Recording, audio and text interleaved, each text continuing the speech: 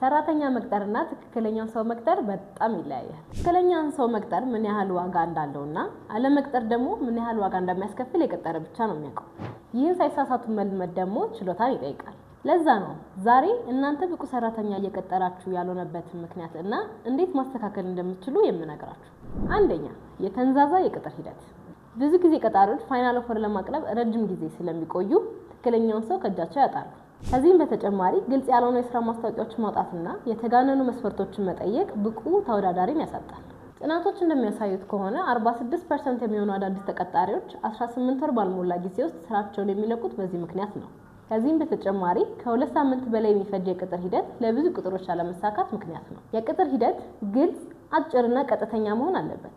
አሁን የነገርኳችሁን ስህተቶች ለማስተካከል አንደኛ፣ የስራ ኃላፊነቶችንና ሰክሰስ ሜትሪክስን የያዘ ግልጽ የስራ ማስታወቂያ ማዘጋጀት። ሁለተኛ፣ ከ3 እስከ 5 አስፈላጊ እና ከ2 እስከ 3 ቢኖር ተመራጭ የሆኑ ስኪሎችን የስራ ማስታወቂያው ላይ ማካተት። ሶስተኛ፣ አጠቃላይ ቅጥር ሂደቱን ከ2 ሳምንት በላይ አለማራዘም አስፈላጊ ነው። የስራ ማስታወቂያችሁንና የቅጥር ሂደታችሁን ካስተካከላችሁ በኋላ ማስተካከል ያለባችሁ ሁለተኛው ነገር ሰራተኛ ከቀጠራችሁ በኋላ ያለው የኦንቦርዲንግ ፕሮሰስ ነው። ጥናቶች እንደሚያሳዩት ከሆነ ግልጽ የሆነ የኦንቦርዲንግ ፕሮሰስ የሰራተኞችን የመቆየት እድል በ40% ከፍ ያደርጋል።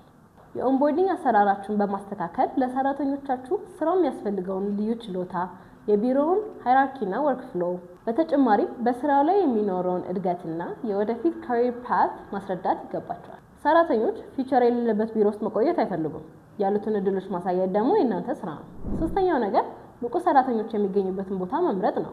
ብዙ አመልካቾችን በፍጥነት ለማግኘት ዲጂታል ፕላትፎርሞችን ብትጠቀሙ ይመረጣል። በተለይም እንደ አፕወርክ ያሉ ፕላትፎርምስ የሰራተኞችን ፕሮፋይል በተሟላ መንገድ ስለሚያቀርቡ ሰራተኞች ከሲቪ ባለፈ ምን ኦፈር እንደሚያደርጉ ያሳያል። እነዚህን 3 ዋና ዋና ሂደቶችን በመከተል የቅጥር አሰራራችሁን ሙሉ በሙሉ መቀየር ትችላላችሁ። ሰራተኛ መቅጠር ብቻ ሳይሆን ለእናንተ ብቁ የሆነውን ሰራተኛ መቅጠርም ትችላላችሁ።